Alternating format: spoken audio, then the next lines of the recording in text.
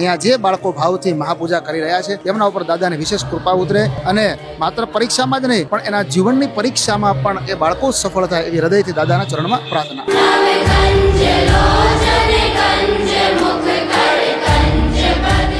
બાલાજી મંદિરના આંગણે બોર્ડના વિદ્યાર્થીઓને સારું પરિણામ આવે તેના માટે સરસ્વતી પૂજાનું આયોજન થયું છે. બાલાજી દાદાના સાનિધ્યમાં સરસ્વતી પૂજા થાય છે. શું ઈચ્છો છો બાળકનું કેવું રિઝલ્ટ આવવું જોઈએ? સારું જવું જોઈએ ને.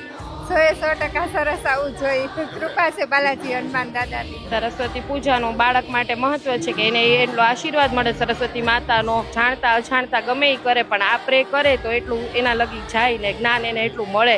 મંત્રોચ્ચાર સાથે જે હવન આશીર્વાદ જે કરવામાં આવે છે એ વિદ્યાર્થીના શિક્ષણ અને સંસ્કાર સાથે એ ઉમદા આશીર્વાદ. અમે આ બધા સાથે આવ્યા છે. અમારા 12માં અને 10માં છોકરાઓ છે. બાલાજી ભગવાન ઓછું કરી નાખશે હવે ટેન્શન છોકરાઓનું.